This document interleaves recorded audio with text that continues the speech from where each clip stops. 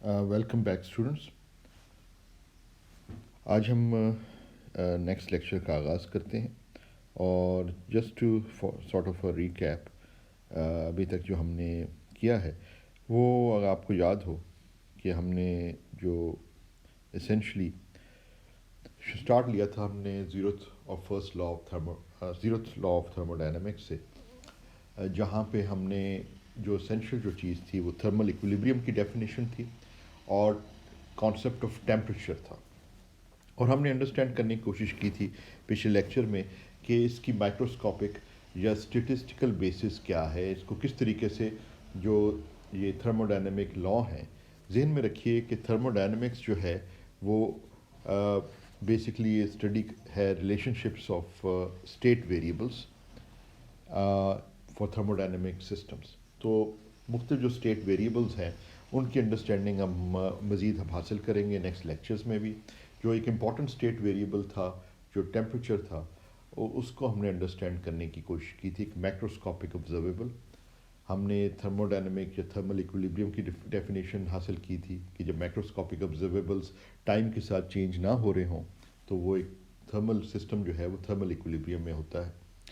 और ये जो जिस तरह मैंने कहा कि थर्मोडायनेमिक्स जो है वो साइंस है, ये इन मैक्रोस्कोपिक ऑब्जर्वेबल्स के दरमियान रिलेशनशिप्स क्या है इनको समझने की साइंस है, ये इनकी स्टडी है। तो हमने इसका स्टार्ट ले लिया था, ज़ीरोथ लॉ ऑफ थर्मोडायनेमिक्स को स्टडी किया था। वहाँ पे जो बेसिक जो मैक्रोस्कोपिक ऑब्जर्वेबल था वो टेम्परेचर था, और हमने टेम्परेचर की जो मैक्रोस्कोपिक रिप्रेजेंटेशन है in terms of the number of microstates वो भी हमने हासिल की थी।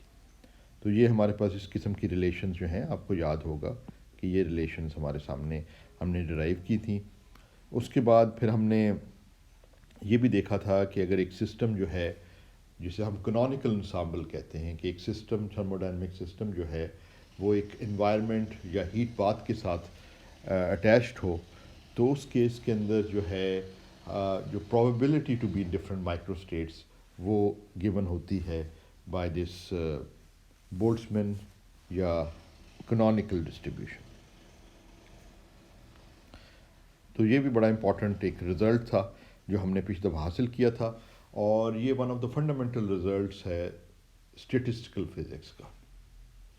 और इसकी हमने एग्ज़ाम्पल्स भी देखी थी, और एक ख़ास एग्ज़ाम्पल जहाँ पे हमने इसको अप्लाई किया था और मुख्तलिफ़ एग्ज़ाम्पल्स के अलावा वो सिचुएशन वो थी कि हमने ये जानने की कोशिश की थी कि अगर एक गैस ऑफ मॉलिक्यूल्स हो, गैस है किसी वॉल्यूम वी के अंदर और वो थर्मल इक्विलिब्रियम में है एट टेम्परेचर टी, तो जो velocity and speed distribution of molecules क्या है, कि अगर हम ये जानना चाहें कि fraction of molecules with a certain speed या वेलोसिटी क्या है, तो वो हम कैसे डिटरमिन करेंगे कि out of the total number कितने जो हैं इस वेलोसिटी के साथ इस स्पीड के साथ मूव कर रहे हैं।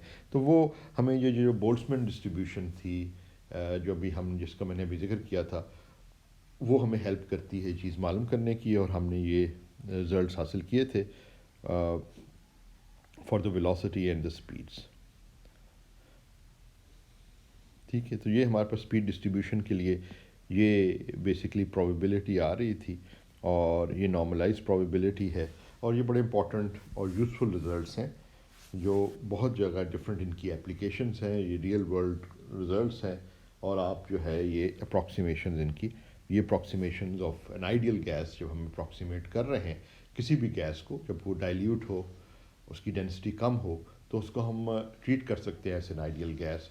उसमें ये जो है मैक्सवेल बोल्ट्जमैन डिस्ट्रीब्यूशन का इस्तेमाल करना कि स्पीड्स और वेलोसिटीज़ अगर आपने मॉलिक्यूल्स की मालूम करनी है ऑन द एवरेज, तो वो आप बड़ी आसानी से जो है वो डिटरमिन कर सकते हैं by using this velocity and speed distribution given by Maxwell Boltzmann. तो ये मुख्तलिफ गैसेस की एक्सपेरिमेंटली जो रिजल्ट्स हैं वो भी मैच करते हैं, जो वो भी इससे मैच करते हैं।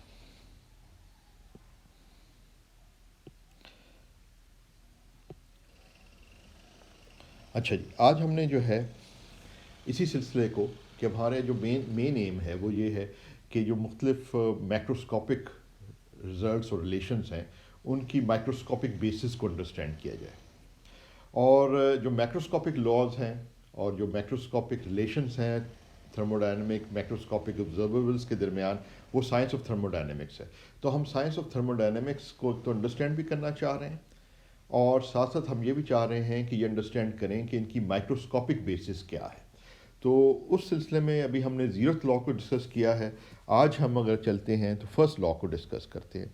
और ये जो है आपका ये चैप्टर 11 है आपका बुक का। तो बीच वाला हिस्सा जो है कुछ काइनेटिक थ्योरी वगैरह पे है, जो मैं अभी स्किप कर रहा हूँ। पहले मैं ये कवर करना चाह रहा हूँ, ये thermodynamics and establishing the relation between thermodynamics and statistical physics. तो अभी हम इसी सिलसिले में ज़ीरोथ लॉ के बाद हम फर्स्ट जो है लॉ की तरफ आते हैं, फर्स्ट लॉ ऑफ थर्मोडायनेमिक्स।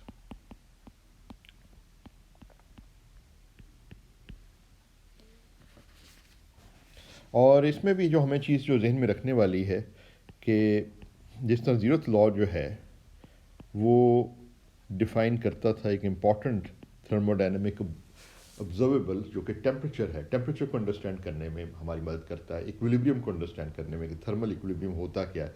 तो जो ज़ीरोथ लॉ था ना, वो इन चीज़ों से कंसर्न था। अब जो फर्स्ट लॉ ऑफ थर्मोडायनेमिक्स है ना, उसमें हम एक बहुत इंपॉर्टेंट क्वांटिटी, वो energy, basically first law of thermodynamics जो है ना is the law of conservation of energy. तो it's just the law of conservation of energy.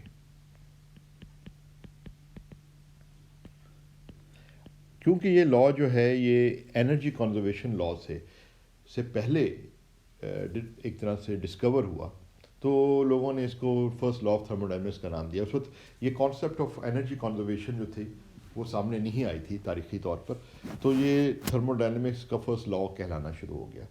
बाद में अगर आप दोबारा से इसको देखें तो ये पता चलता है कि ये बेसिकली जो है ये law of conservation of energy है। तो इसकी ज़रूरत उस तरह इसको फर्स्ट लॉ ऑफ थर्मोडायनेमिक्स का नाम देते हैं तो ऐसा लगता है कि ये कोई बहुत ही डिफरेंट किस्म की चीज़ है, मगर डिफरेंट चीज़ नहीं है, ये जस्ट कंजर्वेशन ऑफ एनर्जी। और यहाँ पे जो बेसिक सवाल हमारे सामने आएंगे वो ये है कि how can energy change in a system. तो क्वेश्चन जो ये कंसर्न करता है, एक तो इसमें ये ऑब्वियसली कॉन्सेप्ट आ जाता है कि एनर्जी का कॉन्सेप्ट। तो एनर्जी जो है वो का कॉन्सेप्ट जो इस वक्त हम कंसिडर कर रहे हैं, वो ये कंसिडर कर रहे हैं कि एनर्जी जो है हमारी टोटल एनर्जी, क्योंकि एनर्जी जो एक फंडामेंटल कॉन्सेप्ट है, तो किसी और कॉन्सेप्ट के टर्म्स में इसको कहना तो मुमकिन नहीं है, मगर हम ये कह सकते हैं कि देयर इज सम क्वांटिटी और there is some property of a system, and if the system is isolated that quantity does not change. ठीक है, तो वो जो क्वांटिटी है उसको हम एनर्जी का नाम दे रहे हैं। There is a certain property of the system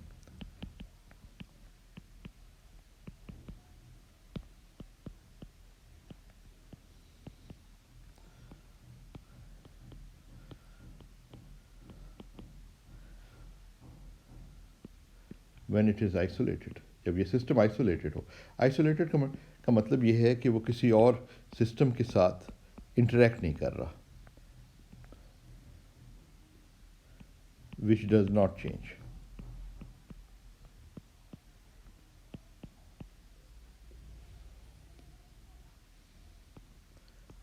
We call this property energy of the system. अच्छा, शुरू में जब लोगों ने स्टडी किया तो इसी तरीके से कॉन्सेप्ट ऑफ एनर्जी का एक कॉन्सेप्ट सामने आया, एनर्जी ऑफ द सिस्टम। अब क्योंकि हम ये जानते हैं कि हर चीज़ जो है एटम्स मॉलिक्यूल्स से, कोई भी सिस्टम है उससे कुछ ना कुछ कॉन्स्टिट्यूएंट्स होंगे जिनसे वो मिलके बना हुआ है। कोई भी माइक्रोस्कोपिक सिस्टम है तो माइक्रोस्कोपिक कॉन्स्टिट्यूएंट्स हैं कोई। तो हम अब जो एनर्जी वो कहते हैं, तो total energy of the system जो हम ये कहते हैं,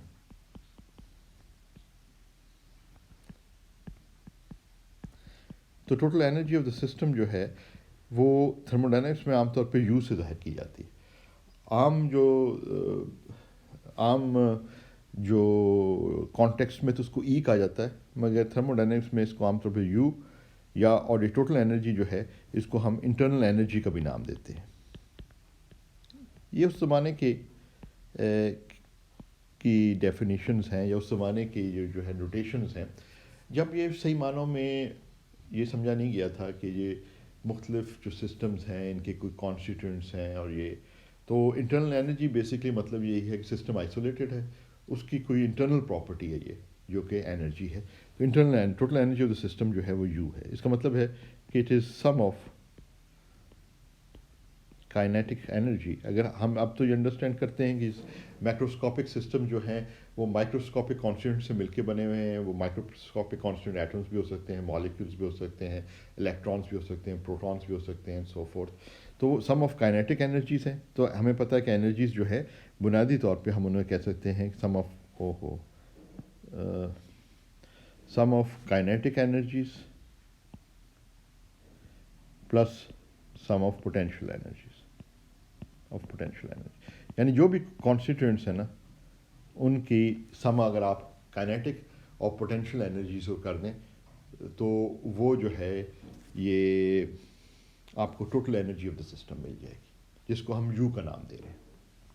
चाहें तो उसको ई भी कह सकते हैं, उसमें कोई कबाहत नहीं है, मगर आम तौर पे जो है थर्मोडायनेमिक्स में ये नोटेशन इस्तेमाल की जाती है। तो फिर हम भी इसी कुछ हमें मजबूरन वही चलाना पड़ता है, ताकि जब आप कोई किताब वगैरह पढ़ें तो या लिटरेचर में कोई चीज़ और पढ़ें जो इस सब्जेक्ट से मुतल्लिक है तो आपको कन्फ्यूजन ना हो।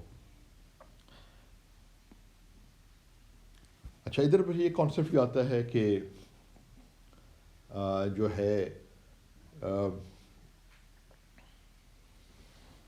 so it's the sum of all the kinetic energies that the particles can have and the sum of all the potential energies that the system can have, जो भी कॉन्स्टिट्यूएंट पार्टिकल्स हैं उनकी पोटेंशियल एंड काइनेटिक एनर्जीज का सम है। अच्छा, अब first law जो है वो बेसिकली जो चीज़ से डील करता है, एक तो ये है कि कॉन्जर्वेशन ऑफ एनर्जी से वो डील कर रहा है। कॉन्जर्वेशन ऑफ एनर्जी से मुतल्लिक ये बात आ जाती है कि कंजर्वेशन ऑफ एनर्जी से मुतल्लिक ये बात आ जाती है कि अगर आइसोलेटेड सिस्टम में तो एनर्जी चेंज नहीं हो रही। तो फिर क्वेश्चन हमारे सामने कई क्वेश्चन आ जाते हैं। एक तो ये है कि हाउ कैन वी चेंज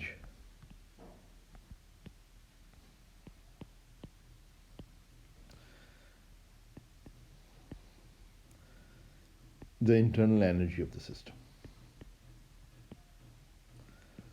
ये तो बात हो गई कि ये सिस्टम आइसोलेटेड है, किसी और सिस्टम के साथ, सराउंडिंग्स के साथ, एनवायरनमेंट के साथ इंटरेक्ट नहीं कर रहा, तो उसकी ये प्रॉपर्टी जो एनर्जी है, टोटल इंटरनल एनर्जी, जो कि sum of kinetic and potential energy of all the constituents हैं, वो एटम्स भी हो सकते हैं, मॉलिक्यूल्स भी हो सकते हैं, तो वो टाइम के साथ चेंज नहीं हो रही, इट स्टेज द सेम।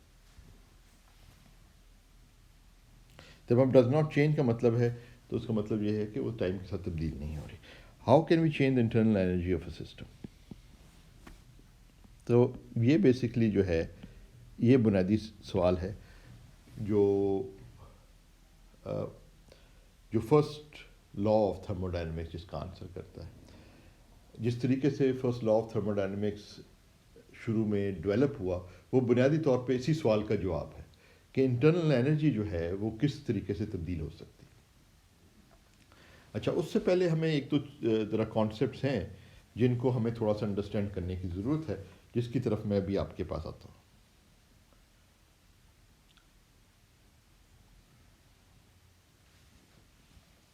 अच्छा, एक तो कॉन्सेप्ट है जो थर्मल इक्विलिब्रियम का है। अच्छा, चल दो तीन कॉन्सेप्ट्स पे हम पहले आते हैं। एक तो सिस्टम का कॉन्सेप्ट है कि सिस्टम क्या चीज़ है। फॉर्मली सिस्टम को कैसे डिफाइन किया जाता है? तो सिस्टम जो है कोई भी आप समझ लें कि जो कोई भी पार्ट है किसी लार्जर सिस्टम का जिसमें हम इंटरेस्टेड हैं उसको हम सिस्टम कह देंगे, और जो सिस्टम को छोड़ के जो लार्जर पार्ट है उसको हम सराउंडिंग या एनवायरनमेंट कह देते हैं। तो टोटल जो आपके पास यूनिवर्स अगर आप कंसिडर करें तो वो सिस्टम प्लस सराउंडिंग्स होगा, ठीक है। तो system is what ever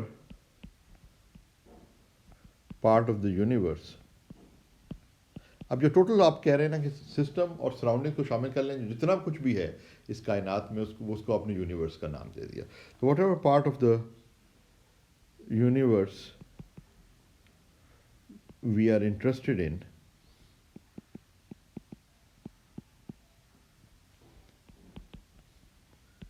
is the system. तो ये हमने सिस्टम का नाम उसको दे दिया कि पूरी कायनात है, उसमें हमें हो सकता है कि सामने वाले टेबल की प्रॉपर्टीज़ में इंटरेस्ट हो, तो टेबल हमारा जो है ना वो सिस्टम हो जाएगा। और उस टेबल को छोड़ के जो कुछ भी है उसको हम जो है सराउंडिंग्स का नाम दे सकते हैं।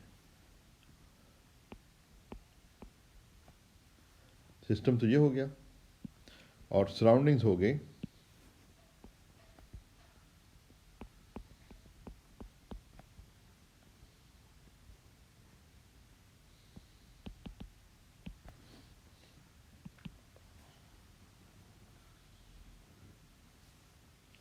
तो एनवायरनमेंट ऑफ द सिस्टम जो है, यानी सिस्टम के इर्द गिर्द जो है। अब देखिए ना, जो रेस्ट ऑफ द यूनिवर्स है सिस्टम को छोड़ के, उसको हम सराउंडिंग ऑफ द सिस्टम कह सकते हैं। मगर आमतौर पे क्या करते हैं हम कि ये कंसिडर करते हैं कि जो सिस्टम के करीब लार्जर सिस्टम है उसको हम सराउंडिंग्स कह देते हैं। तो एनवायरनमेंट ऑफ द सिस्टम मैं सेंस में कह रहा हूँ, क्योंकि अगर हम सारी कायनात इर्द गिर्द कायनात को और उसकी हर चीज़ को शामिल करना शुरू कर दें तो वो इतना कॉम्प्लिकेटेड सराउंडिंग्स बन जाती हैं और इन्वायरमेंट बन जाती है कि वो जो है उसको फिर डील करना बड़ा मुश्किल हो जाता है। तो हम ये अप्रॉक्सीमेट कर लेते हैं कि बहुत चीज़ें दूर दूर जो है वो हमारे सिस्टम को अफेक्ट नहीं कर रही, हमारे सिस्टम के इर्द गिर्द ये सराउंडिंग्स हैं, ये इन्वायरमेंट है, और इसी के इफेक्ट्स को हम कंसिडर करेंगे, आर कॉल्ड द सराउंडिंग्स। वैसे इतना इम्पोर्टेंट नहीं है डेफिनेशंस, क्योंकि ये कोई हार्ड एंड फास्ट उस तरीके से नहीं होता। इम्पॉर्टेंट चीज़ जो है वो सिस्टम है, और जब आप कोई प्रॉब्लम सॉल्व कर रहे हैं या कुछ सिस्टम को स्टडी कर रहे हैं तो आप बड़े क्लियरली आइडेंटिफाई कर सकते हैं कि किस किस्म के इन्वायरमेंट को आप कंसिडर करेंगे। अच्छा, जब हम कहते हैं कि सिस्टम जो है इक्विलिब्रियम स्टेट में है, यानी थर्मल इक्विलिब्रियम स्टेट में है, तो ये भी इम्पॉर्टेंट एक डेफिनेशन है कि thermal equilibrium state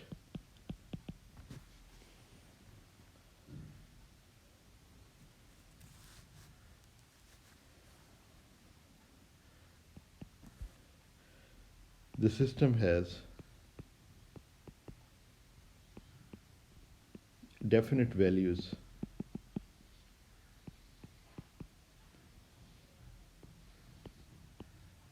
of macroscopic observables। इसको बिजाज करें of a certain set कह सकते हैं, of a certain set of macroscopic observables।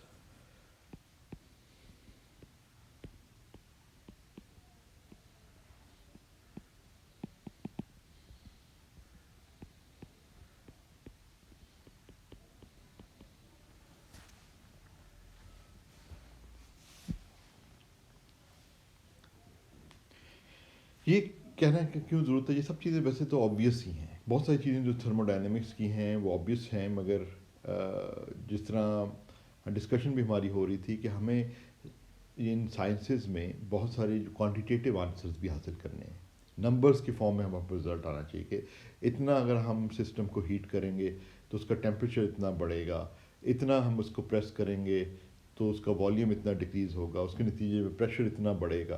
तो वो सब चीज़ें जो है ना हमें नंबर्स की सूरत में भी जानना चाहिए पड़ता है। और बहुत सारी जो आप इर्द गिर्द अपने जो साइंस की तरक्की देख रहे हैं और जो यूज़फुल आपके इर्द गिर्द डिवाइसेस हैं और जो मशीन्स हैं और वो सब कुछ जो आपकी लाइफ को, ये क्वालिटी ऑफ लाइफ को इम्प्रूव कर रहे हैं, वो सारे के सारे इन क्वांटिटेटिव पे भी हैं, पे बहुत हद तक मुनहसर हैं। अगर वो ना हो तो वो फिर जो है आप इस तरीके से प्रिसाइज चीज़ें नहीं बना सकते। अच्छा, तो ये जब हम ये बेसिक चीज़ जो आपको पता ही है कि थर्मोडायनेमिक्स की साइंस भी इन्हीं प्रैक्टिकल सवालों के जवाब के नतीजे में आई कि अगर आप सिस्टम को हीट करें और मसलन उस ज़माने में ये जो है स्टीम इंजन्स वगैरह का कॉन्सेप्ट था कि अगर आपके पास कोई लिक्विड है, कोई फ्लूइड है, आप उसे हीट करते हैं, उसकी वजह से कोई पिस्टन मूव करता है, जब आप हीट कर रहे हैं प्रेशर उसका बढ़ जाता है तो पिस्टन मूव करता है, वो कोई व्हील्स को या गियर्स को घुमाएगा, तो वो उससे आप कितना वर्क हासिल कर सकते हैं, यूज़फुल वर्क हासिल कर सकते हैं। तो ये बुनियादी सवाल था, जो प्रैक्टिकल सवाल थे, जो लोग मालूम करने की कोशिश कर रहे थे। और इस वजह से ये ज़्यादातर जो है ना इंजीनियरिंग साइंस थी शुरू में ना, क्योंकि इसकी बहुत सारी प्रैक्टिकल एप्लीकेशंस थी और सवाल भी जो है वो प्रैक्टिकल नेचर के थे। तो वहाँ से ये चीज़ें जो हैं ये आई हैं, ये कॉन्सेप्ट आए हैं, और ये बहुत इम्पॉर्टेंट जो है ये इसकी प्रैक्टिकल एप्लीकेशंस हैं। और स्टार्ट भी जो सारी के सारी साइंस का हुआ उसी प्रैक्टिकल एप्लीकेशंस, और अभी भी ये जो है इनके बहुत सारे प्रैक्टिकल एप्लीकेशंस हैं साइंस के, डायरेक्ट प्रैक्टिकल एप्लीकेशंस। तो अच्छा, इधर जो बात मैं कर रहा हूँ, system has definite values certain set of macroscopic observable. इसका मतलब है कि जब सिस्टम जो है थर्मोडायनेमिक या थर्मल इक्विलिब्रियम स्टेट में है, तो कुछ ऐसे मैक्रोस्कोपिक ऑब्जर्वेबल्स हैं जो उस thermal equilibrium state of the system को डिफाइन करते हैं, क्योंकि वो जो मैक्रोस्कोपिक ऑब्जर्वेबल्स हैं, जिनको हम थर्मोडायनेमिक वेरिएबल्स भी कह सकते हैं, उनकी एक डेफिनेट वैल्यू है उस पर। क्योंकि वो जो मैक्रोस्कोपिक ऑब्जर्वेबल्स हैं, जिस तरह टेम्परेचर है, जिस तरह प्रेशर है, जिस तरह वॉल्यूम है, जैसे एनर्जी है, अब थर्मल इक्विलिब्रियम में वो वैल्यूज़ चेंज नहीं होती। तो अगर आप एक थर्मल इक्विलिब्रियम स्टेट से सिस्टम को एक और थर्मल इक्विलिब्रियम स्टेट में ले जाएंगे, तो फिर ये मैक्रोस्कोपिक ऑब्जर्वेबल जो एक स्टेट में उनकी डेफिनेट वैल्यू थी, अब दूसरी स्टेट में कोई और डेफिनेट वैल्यू हो जाएगी, मगर वैल्यूज़ जो हैं उनकी वेल डिफाइंड डेफिनेट वैल्यूज़ होंगी। तो हम ये कहेंगे कि जी टेम्परेचर ये था 300 केल्विन, प्रेशर इतना, वॉल्यूम ये है। अच्छा, अब हमने गैस है उसको कंप्रेस किया, वॉल्यूम कम हो गया, प्रेशर बढ़ गया, टेम्परेचर पे क्या तब्दीली आ गई, आपने जो वैल्यूज़ हैं आपने कहा मैं एक और इक्विलिब्रियम स्टेट में सिस्टम को ले गया हूँ, फिर एक और इक्विलिब्रियम। तो हर जो इक्विलिब्रियम स्टेट में सिस्टम को आप ड्राइव कर रहे हैं एक इक्विलिब्रियम स्टेट से दूसरी इक्विलिब्रियम स्टेट में, मगर हर इक्विलिब्रियम स्टेट में जो है वो definite value, well defined values होंगी इन ऑब्जर्वेबल्स की।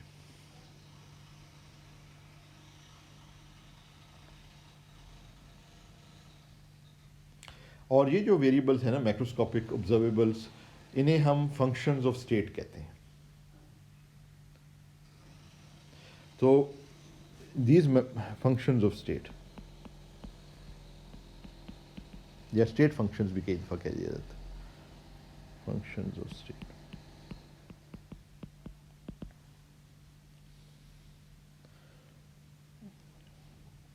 तो ये जो मैक्रोस्कोपिक ऑब्जर्वेबल्स हैं ना, these are what are known as functions of state। तो ऑब्वियसली इस इक्विलिब्रियम स्टेट के जो ऑब्जर्वेबल्स हैं उनकी वैल्यू फ़र्क होगी, मगर हम कह रहे हैं कि ये टेम्परेचर, प्रेशर, वॉल्यूम मिसाल के तौर पर these are macroscopic observables which have definite value in thermal equilibrium state, and these are what are known as functions of state। ठीक है ना, volume, pressure, temperature, internal energy, सारे जो है ना फंक्शंस ऑफ स्टेट है। अच्छा, उसमें फिर ये भी चीज़ आ जाती है कि सिर्फ वही क्वांटिटीज़ फंक्शन ऑफ स्टेट हो सकती हैं जिन वही macroscopic observables function of state हो सकते हैं, जैसे कि हमने कहा टेम्परेचर ले सकते हैं एग्जांपल, प्रेशर ले सकते हैं, वॉल्यूम ले सकते हैं, एनर्जी ले सकते हैं, जिनकी डेफिनेट वैल्यूज़ हो हर इक्विलिब्रियम स्टेट में।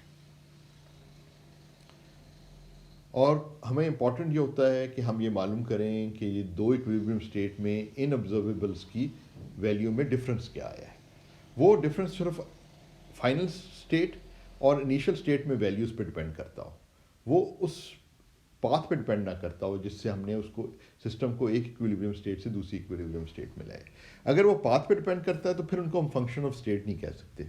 हम देखेंगे कि दो इंपॉर्टेंट क्वांटिटीज़, जैसे कि हमने इधर U को डिफाइन किया जो कि टोटल इंटरनल एनर्जी है, इस तरह हम फर्स्ट लॉ ऑफ थर्मोडायनेमिक्स में दो और क्वांटिटीज़ को डिफाइन करेंगे जो कि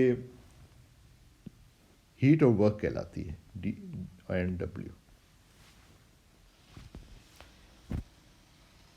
तो ये हीट एनर्जी है, इसको हम कह देते हैं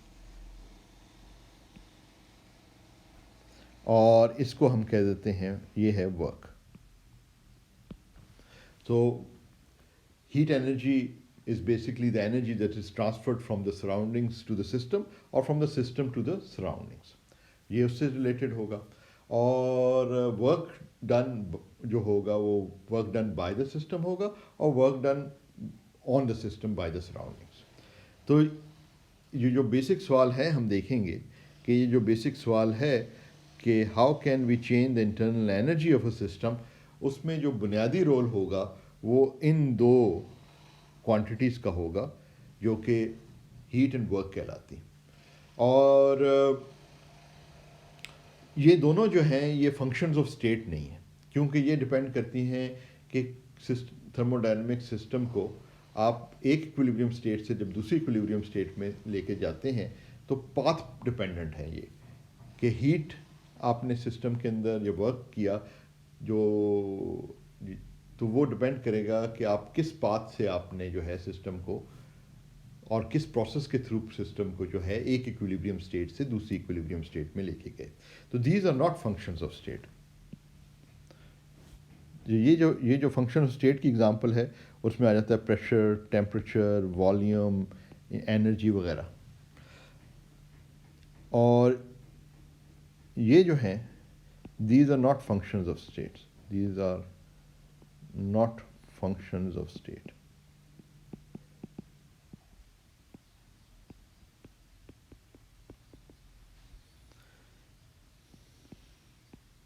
They depend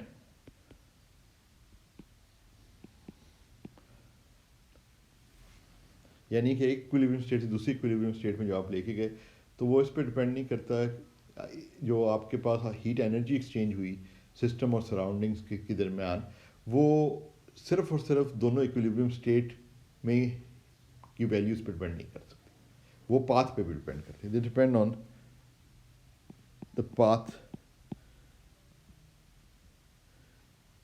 used to go from one equilibrium state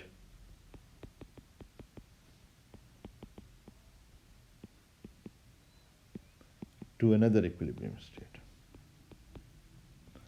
ये जो क्वांटिटीज़ है ना जो ऊपर दी हुई हैं फंक्शंस ऑफ स्टेट जो हैं वो सारे के सारे सिर्फ इक्विलिब्रियम स्टेट्स पर डिपेंड करती हैं कि इनिशियल क्या है, फाइनल क्या है, और फाइनल और इनिशियल के डिफरेंस से आप इन दोनों का डिफरेंस बता सकते हैं कि टेम्परेचर इतना तब्दील हो गया, एनर्जी इतनी तब्दील हो गई.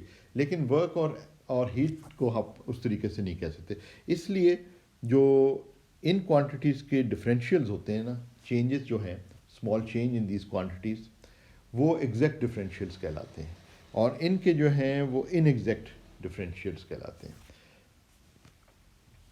ये थोड़ा सा ज़रा सटल सा पॉइंट है और थोड़ा सा इसको हमें अगर हम चाहें तो इसको थोड़ा सा हम इसको बेहतर तौर पर समझ सकते हैं. देखिए ना, जब हम कहते हैं कि कोई क्वांटिटी जो है, let's say we are here,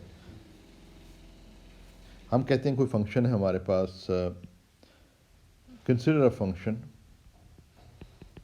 ये थोड़ा सा मैथमेटिकल है but not too difficult I think. Consider a function fxy. कोई फंक्शन है आपके पास, मैथमेटिकल फंक्शन है, वो दो वेरिएबल्स x और y पे डिपेंड कर रहा है और हम कहते हैं we move along a path.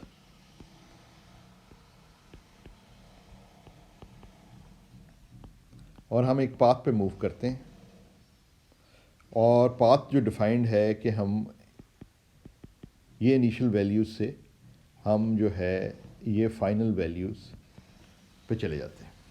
यानी कि एक पॉइंट जो है हम कोई पाथ है एक्स वाई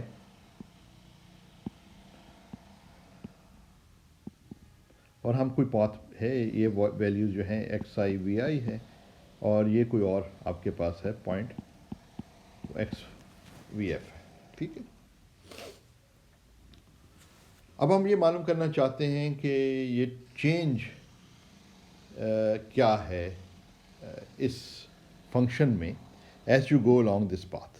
यानी इस फंक्शन एफ में ये क्या चेंज आ गया as you go from this point to this point, from this point to this point. अब ये क्योंकि 2 डायमेंशनल है सिस्टम, तो इसमें 2 वेरिएबल्स आ रहे हैं, आपको एक्स भी स्पेसिफाई करना पड़ेगा, वाई भी स्पेसिफाई करना पड़ेगा, इनिशियल पॉइंट पे भी और फाइनल पॉइंट पे भी। तो अगर आप ये मालूम करना चाहते हैं डेल्टा एफ, तो आप कह सकते हैं कि इनिशियल पॉइंट वाले दोनों जो है ना, इसको मैंने आई कह दिया है और इसको मैं एफ कह दूंगा। तो यू बेसिकली आप इस पाथ के दौरान जो एफ में तब्दीली आ रही है वो हर पॉइंट पर डिफरेंशियल यानी स्मॉल इन्फेंटिसिमल चेंज जो है एफ में, उसको आप ऐड करते चले जाएं, एक्स आई को थोड़ा सा तब्दील करें, फिर थोड़ा सा तब्दील करें, थोड़ा करते करते करते करते आप एफ पे पहुंच जाए। आई को थोड़ा सा तब्दील करें, फिर थोड़ा सा तब्दील करें, वो सारा कुछ ऐड करें। तो ये जो इंटीग्रेशन है वो भी एक तरह से समेशन ही है। In the limit when you, आपके पास जो वो आप एलिमेंट्स ले रहे हैं वो बहुत स्मॉल हो जाए तो इट बिकम्स कंटिन्यूस, ठीक है ना। It just gives you the sum over all the small changes, तो आपका टोटल चेंज आ जाएगा। और आप ये जो टोटल चेंज है, अगर वो फाइनल पॉइंट और इनिशियल पॉइंट पे, क्योंकि ये टोटल डिफरेंशियल लिखा हुआ है हमने, तो आपको पता है कि फंडामेंटल थ्योरम ऑफ कैलकुलस से ये डी एफ है, जब इसको इंटीग्रेट करेंगे तो डेरिवेटिव और इंटीग्रेशन एक दूसरे के इनवर्स हैं, तो आपके पास ये फंक्शन ही आ जाएगा at the 2 extreme limits, to the limits of the integral. तो ये एक्स एफ वी एफ, ये मैंने इधर क्या लिख दिया, ये आपने ये वाई एफ है, पी एफ नहीं, ये Y F minus F X I Y I. तो ये जो चेंज है एक ऐसा फंक्शन एफ जिसमें चेंज जो इन एफ जो है वो सिर्फ और सिर्फ एंड पॉइंट्स की वैल्यूज, एफ की value at the final point minus F की value at the initial point पे डिपेंड करता हो, तो उस किस्म के हम फंक्शन को कहते हैं कि जो एग्जैक्ट डिफरेंशियल, ठीक है। तो ये एग्जैक्ट डिफरेंशियल है, तो इससे एग्जैक्ट डिफरेंशियल की वजह से आप इस तरीके से इसको लिख सकते हैं। और जो है अगर इधर आप एफ की जगह एग्जाम्पल के तौर पर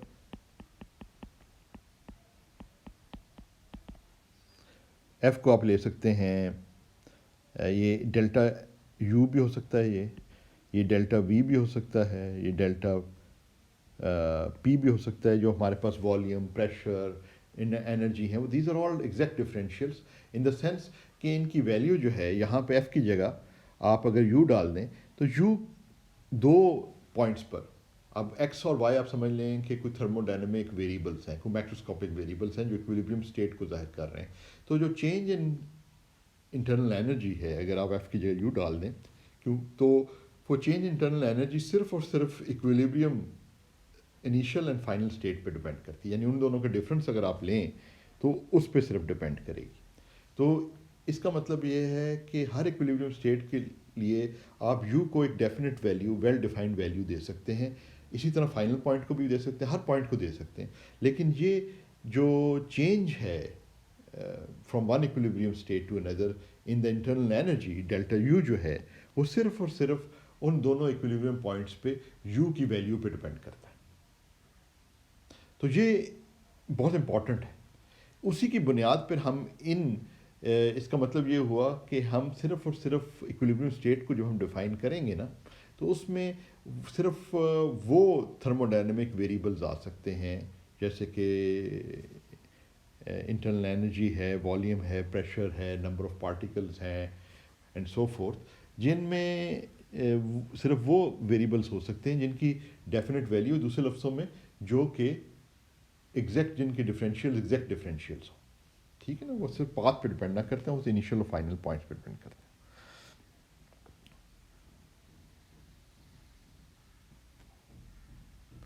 अब इसकी निस्बत अगर आपके पास इनएग्जैक्ट डिफरेंशियल होगा ना, तो वो उसमें रिजल्ट जो है वो इस तरीके से नहीं लिखा जा सकता कि इनिशियल और फाइनल पॉइंट्स के डिफरेंस पर, ठीक है ना, वो पाथ पे भी डिपेंड करेगा, ठीक है। तो इसका मतलब जब मैं कह रहा हूँ कि Q और W जो है वो फंक्शंस ऑफ स्टेट नहीं है, वो इसी वजह से कह रहा हूँ क्योंकि इनके जो डिफरेंशियल्स हैं, डेल्टा इधर एफ की जगह क्यू डाल दें, फिर आप ये चीज़ होल्ड नहीं करती उसके लिए, this does not hold. Work के लिए भी ये होल्ड नहीं करती, डेल्टा डब्ल्यू जो आप निकालें तो तब उसके लिए भी ये चीज़ होल्ड नहीं करती कि वो इनिशियल और फाइनल जो इक्विलिब्रियम स्टेट्स हैं उनके डिफरेंस पे डिपेंड नहीं करता वर्क, वो पाथ पे डिपेंड करता है।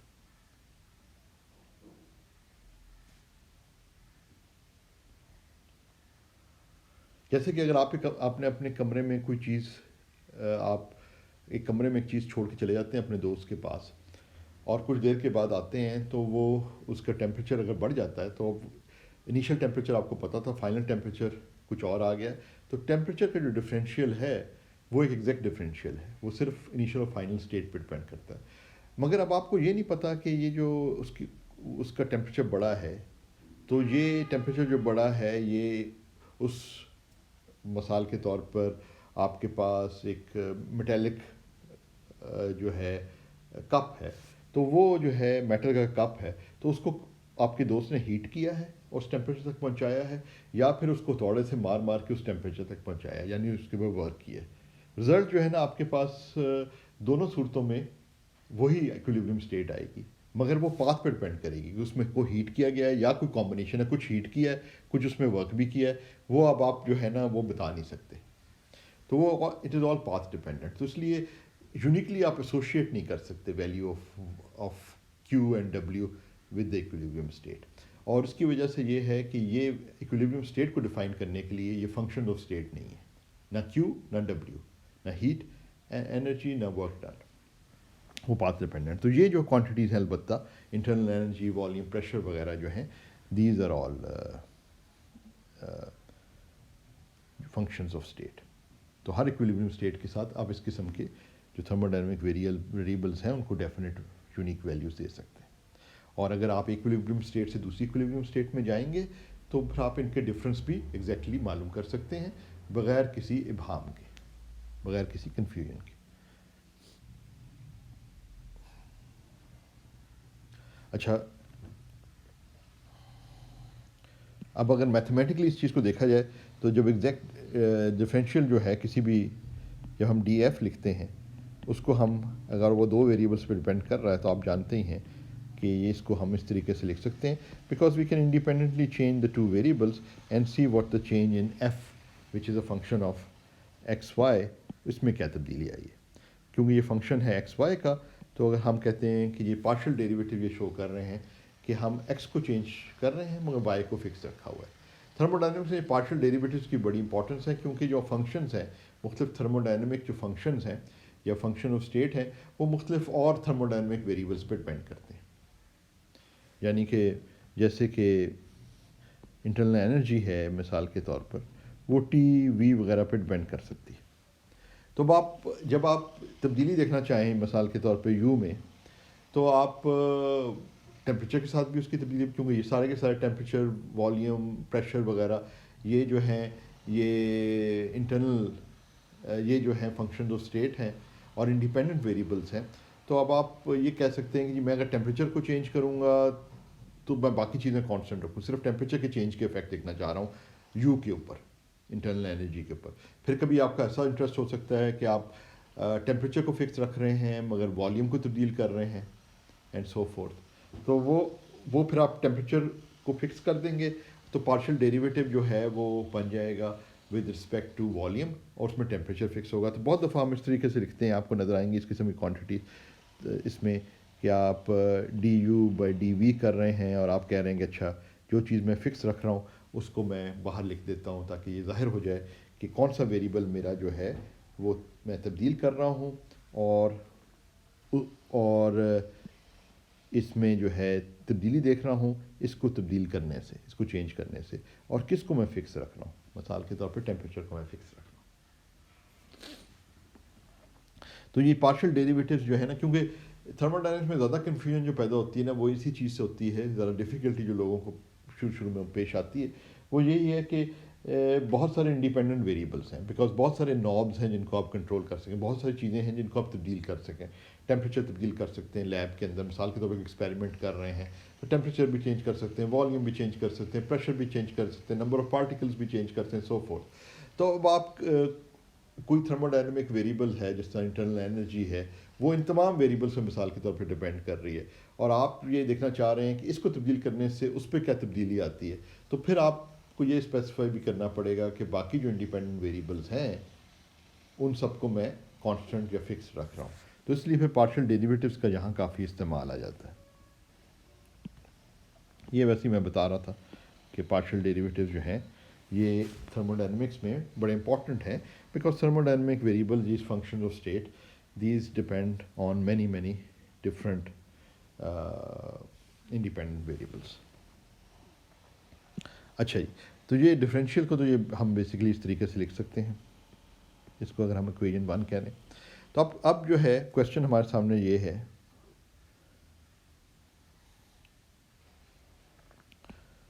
How do we determine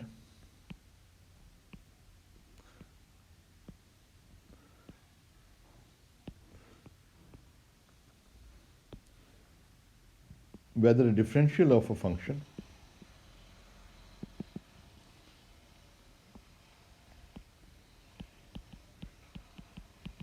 let's say differential of a function जो है डी फाई है, कोई फंक्शन है, पहले एफ लिया हुआ था, अब हम एक नया फंक्शन चेक कर रहे हैं, एफ को तो हम कह रहे हैं कि वो एग्जैक्ट है। तो let's we are trying to find out कि there is a function phi जिसका हम डिफरेंशियल कैलकुलेट करें डी फाई, और वो उसमें ये फंक्शंस आ जाएं, डी एक्स का चेंज और एच एक्स वाई और ये डी वाई, जब हम चेंज करें कि ये एग्जैक्ट है या नहीं, इज एग्जैक्ट और नॉट।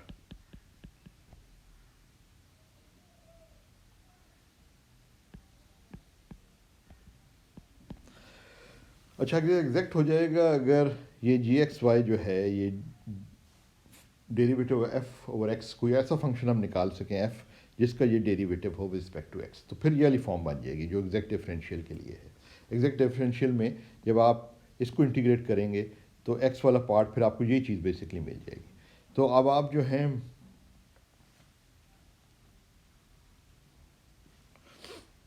अब आप जो हैं ये देखना चाह रहे हैं कि कोई फंक्शन ऐसा है, कोई और फंक्शन फाई है, उसका डिफरेंशियल जो है वो एग्जैक्ट डिफरेंशियल बन जाएगा अगर जी एक्स वाई जो है वो इसके बराबर आ जाए और एच एक्स वाई जो है वो इसके बराबर आ जाए। अगर कोई आपको ऐसा फंक्शन नहीं मिलता जहाँ पे, अगर आपके पास कोई ऐसा फंक्शन नहीं होता जहाँ पे D F over D X जो है वो जी एक्स के एक्स वाई के बराबर आ जाए and D derivative F with respect to Y जो है वो एच एक्स वाई के बराबर आ जाए, अगर ये होल्ड करता है, आपको कोई ऐसा फंक्शन एफ मिल जाता है जिसमें ये कंडीशन होल्ड करती है और ये कंडीशन होल्ड करती है, तो फिर तो ठीक है, फिर इसका मतलब है वो एग्जैक्ट है। और अगर नहीं तो आप कहेंगे ये वो एग्जैक्ट नहीं है। अच्छा, मगर इससे एक ज़्यादा आसान क्राइटेरिया और मिल जाता है हमें। वो आसान क्राइटेरिया ये है कि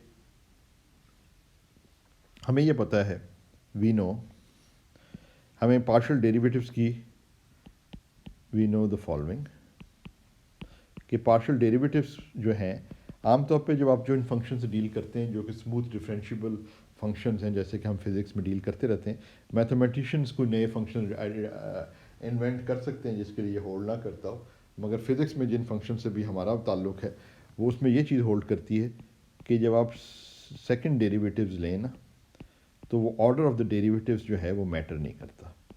यानी कि इसमें आप देख रहे हैं कि लेफ़्ट हैंड साइड में पहले आपने डेरिवेटिव लिया है विद रिस्पेक्ट टू एक्स और फिर डेरिवेटिव लिया है एफ का, इस फंक्शन का जो कि एक्स वाई पर डिपेंड करता है विद रिस्पेक्ट टू वाई, और राइट हैंड साइड पे आपने इसी फंक्शन एफ का पहले derivative with respect to Y लिया है और फिर एक्स का। तो ये इक्वालिटी होल्ड करती है जिस किस्म के स्मूथ फंक्शन से हम डील करते हैं आमतौर फिज़िक्स में, तो this is equality that holds. अगर आप इस चीज़ को देखें और इधर इसको इक्वेशन 2 कह लें, अगर इक्वेशन 1 को देखें और इक्वेशन 2 को देखें, को इस्तेमाल करें यहाँ पे, तो ये बेसिकली जो कंडीशन बन जाती है ना, वो कंडीशन ये बन जाती है, एक और दफ़ा अगर डेरिवेटिव लें तो बेसिकली इसका डेरिवेटिव आएगा। तो ये आपकी कंडीशन ये बन जाती है कि d ji derivative g with respect to Y जो है, अगर derivative h with respect to x आ जाता है, जिसको हम इक्वेशन 3 कह लें, तो ये एग्जैक्ट डिफरेंशियल की कंडीशन। तो इसका मतलब है अगर कोई आपको फंक्शन दिया हुआ हो और वो एक्स और वाई पे मिसाल के तौर पे डिपेंड कर रहा है, और कोई भी फंक्शन हो ऑफ एक्स एंड वाई, तो आप उसका डेरिवेटिव लें, उसको आप डिफरेंशियल की फॉर्म में इस तरीके से लिखें, और आप जो है उसका डिफरेंशियल जानना चाह रहे हैं कि वो एग्जैक्ट है या नहीं, तो यहाँ पे जो जी और यहाँ पे जो जी और एच आ रहे हैं ना, उनका अगर वाई और एक्स के साथ डेरिवेटिव लें, अब ध्यान में रखें कि डिफरेंशियल जब आप कैलकुलेट कर रहे हैं इसका, तो ये जो गिवन है इसमें एच जो है वो कोफिशिएंट है डी वाई का, और जी जो है वो कोफिशिएंट है डी एक्स का। इधर डेरिवेटिव में उसका रिवर्स लेना है, यानी कि जी वाले का डेरिवेटिव वाई के साथ लेना है, एच वाले का एक्स के लेना है, वो बेसिकली ये कंडीशन की वजह से।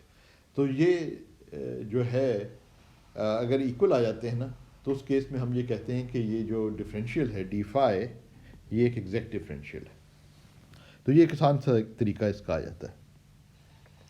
तो अगर हम एग्ज़ाम्पल के तौर पे देखें इसको, ज़रा थोड़ा अभी तो काफ़ी मैथमेटिकल बात हो रही है, और एग्ज़ाम्पल को तौर पे देखें तो शायद ये चीज़ ज़्यादा क्लियर हमें हो जाए। एग्ज़ाम्पल अगर इसकी हम देखते हैं तो ये हो सकता है क्वेश्चन कि determine whether D phi is equal to 2xy, इस तरह का एक डिफरेंशियल दिया हुआ आपको, ठीक है ना। कोई और भी आप कंस्ट्रक्ट कर सकते हैं, अपनी मर्ज़ी से बैठ कर ईजाद कर सकते हैं। एग्जाम्पल है इस किस्म का डिफरेंशियल दिया हुआ डी फाई, ठीक है ना। ये रिप्रेजेंट कर रहा है चेंज अलॉन्ग एक्स, ये रिप्रेजेंट कर रहा है चेंज अलॉन्ग वाई, और फाई जो है function obviously of X and Y. अब आप इस इक्वेशन को देखें और इस इक्वेशन को देखें, हमने कहना ये है कि अगर हम D phi by D X कोई एफ ऐसा निकाल लें जिसका डेरिवेटिव जब एक्स के साथ लें, उस फंक्शन, वो भी फंक्शन है एफ जो है वो भी फंक्शन एक्स वाई का है ना, तो उसका डेरिवेटिव अगर एक्स के साथ लें और वाई को कांस्टेंट रखें, तो आपके पास ये जो कोफिशिएंट आ रहा है डी एक्स का, ये आ जाए, और अगर एफ का डेरिवेटिव वाई के साथ लिया जाए तो कोफिशिएंट जो डी वाई का है वो आ जाए, तो फिर हम कहेंगे एग्जैक्ट डिफरेंशियल है। एक तो ये तरीका है। दूसरा तरीका ये है, जो ज़्यादा आसान तो ये है, लेकिन चलो दोनों को देख लेते हैं और उससे हम देखते हैं। तो हमें वो एक फंक्शन तलाश करना पड़ेगा जिसका डेरिवेटिव जो हम लें एक्स के साथ, तो हमारे पास ये चीज़ आ जाए। देखना अब इधर ये जो चीज़ है ये आपका जी एक्स वाई है, ठीक है ना, ये गिवन, और ये जो है आइडेंटिफाई आप कर रहे हैं ये एक्स एच एक्स वाई। तो अगर आपके पास ये डेफिनेशन आपने इस्तेमाल करनी है एग्जैक्ट डिफरेंशियल की, और ये कंडीशन आपने चेक करनी है कि होल्ड कर रही है या नहीं, तो आपने एक ऐसा फंक्शन f मालूम करना है जिसका जब डेरिवेटिव x के साथ लिया जाए तो आपके पास 2xy आ जाए, ठीक है ना। x के साथ डेरिवेटिव ले रहे हैं, y इफेक्ट नहीं होता, सिर्फ x इफेक्ट होता है। तो साफ ज़ाहिर है कि इधर तो आसान है ये मामला कि आप ऐसा f कंस्ट्रक्ट कर सकते हैं जो कि है X squared Y plus some constant जो कि इंडिपेंडेंट ऑफ एक्स वाई हो। तो कांस्टेंट हमेशा आप रखना पड़ेगा, क्योंकि जब डेरिवेटिव लेते हैं तो कोई हम ये इग्नोर नहीं कर सकते जनरल फंक्शन में कि कांस्टेंट भी हो सकता है, क्योंकि डेरिवेटिव उसका जब लेंगे तो वो ज़ीरो दे देगा। तो जनरल जो रिजल्ट होगा उसमें कोई कांस्टेंट भी आ रहा होगा। कांस्टेंट से मुराद है एनी क्वांटिटी और function which is independent of X and Y in this case, क्योंकि यहाँ पे वेरिएबल्स जो हैं independent variables X and Y हैं, उनके इंडिपेंडेंट होना चाहिए।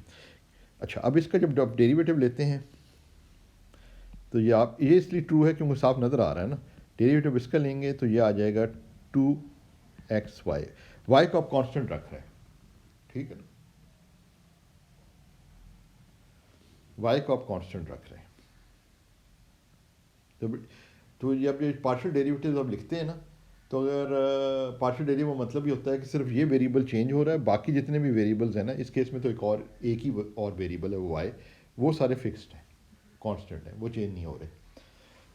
तो ये 2xy आ गया, कांस्टेंट है इधर, इंडिपेंडेंट ऑफ x है एंड y है, तो ये 0 दे देगा, तो ये चीज़ आ गई। अच्छा, अब ये उस तरह तो ठीक लग रहा है कि कम ये जो पहला वाला जो था डेरिवेटिव f जो है, जब x से लिया तो आपके पास gxy आ गया।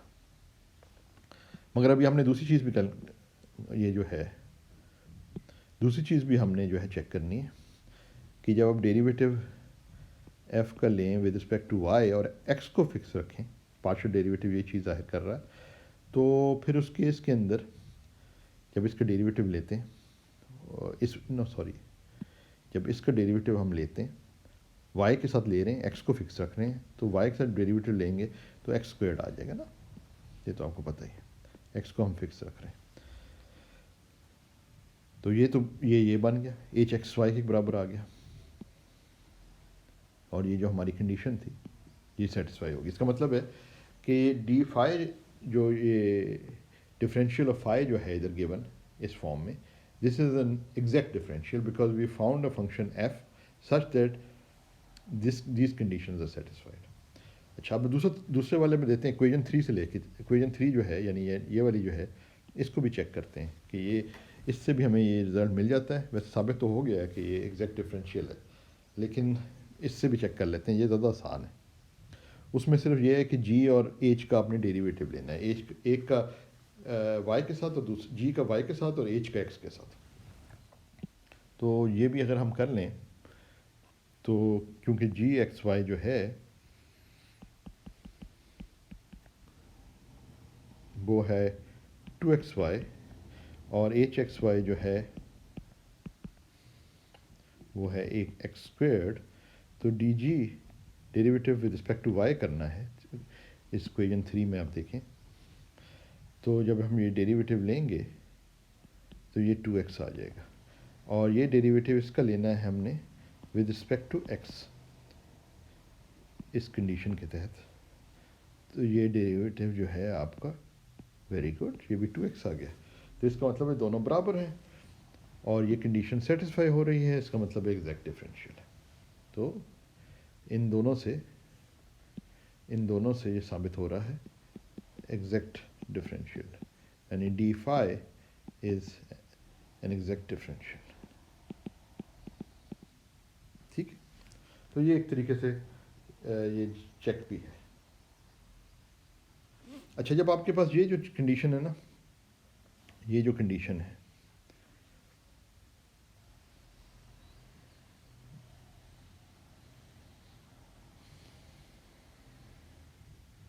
ये वाली जो कंडीशन है ना, इसको आप इस फॉर्म में भी लिख सकते हैं,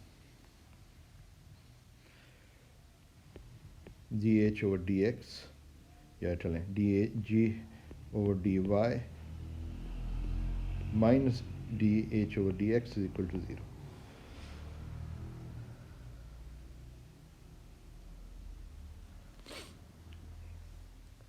या अगर आप चाहें, या ओके, अच्छा, ये जो कंडीशन है ना जिसमें हम ये कहते हैं कि ये एग्जैक्ट डिफरेंशियल है, तो ये जो कंडीशन है इस वाले को अगर आप देखें ना, जब हम ये कहते हैं कि एग्जैक्ट डिफरेंशियल है तो आप इस तरीके से इसको लिख सकते हैं। तो इससे ये चीज़ भी ज़ाहिर होती है, और इसी चीज़ को अगर आप इधर से भी लें तो ये चीज़ ज़ाहिर होती है कि अगर आप एक क्लोज पाथ में मूव करें, यानी कि अगर आप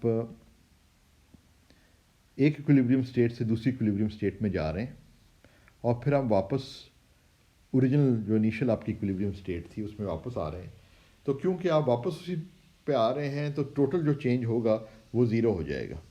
ठीक है ना, तो यानी ये वाली क्वांटिटी जो है ये टोटल ज़ीरो आपको दे देगी ऑन अ क्लोज पाथ। तो जिसको कई दफ़ा ये भी लिखा जाता है, कई दफ़ा इसको इस तरह भी लिखा जाता है कि क्लोज पाथ को हम इस तरह लिख देते हैं कि डी एफ जो है वो इक्वल टू 0 है, और वो साफ जाहिर भी है क्योंकि जो आपके पास डिफरेंस है वो जो आप आपका इनिशियल पॉइंट भी वही है और फाइनल पॉइंट भी वही है, तो जो आप डिफरेंस लेंगे इधर फाइनल में भी वही डालेंगे, जो इनिशियल है तो 0 हो जाएगा क्योंकि आप वापस उसी पॉइंट पर आ गए। तो ये जो एग्जैक्ट डिफरेंशियल्स हैं वो क्लोज पाथ पे जो है उनकी वैल्यू जो है, जब आप सम ओवर द डिफरेंसेस करें या इंटीग्रेट करें अगर आप ओवर अ क्लोज पाथ जिस तरह इसमें गिवन है, तो वो आपको रिज़ल्ट जो है वो ज़ीरो आ जाता है।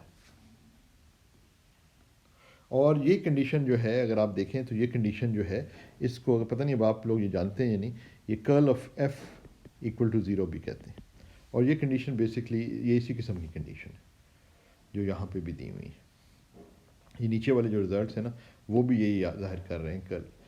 तो ये जो है जब हम अगर आपने क्लासिकल मैकेनिक्स पढ़ी है तो उसमें ये कंजर्वेटिव फोर्सेस वगैरह की बात आती है। यहाँ फोर्सेस की हम बात तो नहीं कर रहे, मगर हम यहाँ बात कर रहे हैं कि क्लोज पाथ में जो है ना, तमाम जो आप चेंजेस को लेते हैं और उनको ऐड करते हैं, तो ये sum of all the changes is zero on a close path for variables which are exact differentials. तो हमारे जितने भी ये thermodynamic equation functions of state है ना, वो एग्जैक्ट डिफरेंशियल्स हैं और क्लोज पाथ में वो ज़ीरो दे देते हैं, and that is very very useful and important. अच्छा, तो ये आज हमने काफ़ी सारी जो है ना वो डेफिनेशंस वगैरह के हवाले से बात की है। एक लास्ट जो डेफिनेशन है जिसको मैं जिक्र कर दूं, वो कुछ वेरिएबल्स ऐसे हैं थर्मोडायनेमिक वेरिएबल्स जो कि सिस्टम के साइज़ के ऊपर डिपेंड करते हैं। इनको हम एक्सटेंसिव कहते हैं।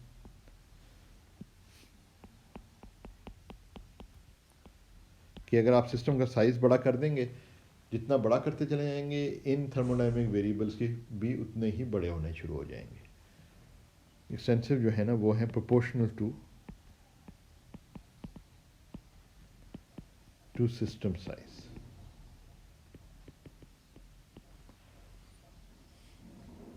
इसमें एग्जांपल के तौर पे आ जाता है एनर्जी है, वॉल्यूम वगैरह जो है, वॉल्यूम को आप डबल करेंगे तो वॉल्यूम डबल हो जाएगा। एनर्जी को अगर आप कोई आपकी गैस है और उसमें जो है ना आपने वॉल्यूम को डबल कर दिया, तो आपकी टोटल एनर्जी जो है उस हिसाब से स्केल करती है। ठीक है ना? तो it goes as the system size, जिसे हम कई दफ़ा कहते हैं कि ये सिस्टम के साइज़ के साथ स्केल करती है, ये बढ़ती है। इनमें ये सारी क्वांटिटीज़ जो हैं जिनमें एनर्जी, वॉल्यूम वगैरह, मैस वगैरह आ जाती है। और दूसरी तरफ हमारे पास हैं कुछ इंटेंसिव क्वांटिटीज़।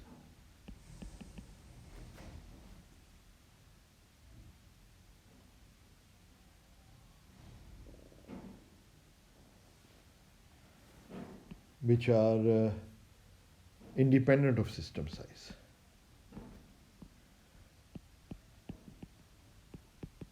जिसमें टेम्परेचर एग्जांपल है, टेम्परेचर है, प्रेशर है, ये इसकी एग्जांपल है। तो ये v to the power zero हो जाती है, volume to the power zero. Zero power का मतलब है कि ये वन ही आ जाता है। तो दे डू नॉट स्केल। ये किसी भी क्वांटिटी को अगर आप ज़ीरो पावर में लिखते हैं तो वो वन बन जाती है। तो इसका मतलब ये स्केल नहीं होती, ये चेंज नहीं होती वॉल्यूम के साथ ये क्वांटिटीज़। तो कुछ एक्सटेंसिव क्वांटिटीज़ हैं, कुछ इंटेंसिव क्वांटिटीज़ हैं, वो भी कई दफ़ा उनका मेंशन करना भी ज़रूरी हो जाता है। और आज फिर हम इधर रोकते हैं, और नेक्स्ट लेक्चर में फिर हम फॉर्मली जो है फर्स्ट लॉ ऑफ थर्मोडायनेमिक्स में हम ये इस सवाल का जवाब देने की कोशिश करेंगे कि how can we change the internal energy of system. ठीक है ना? तो अगर आइसोलेटेड सिस्टम है उसकी एनर्जी चेंज नहीं होगी। इंटरेक्शन विद द एनवायरनमेंट जो है, सराउंडिंग के साथ इंटरेक्शन जो है, वो एनर्जी, इंटरनल एनर्जी को कैसे तब्दील करता है वो हम जानेंगे नेक्स्ट लेक्चर में। ठीक है।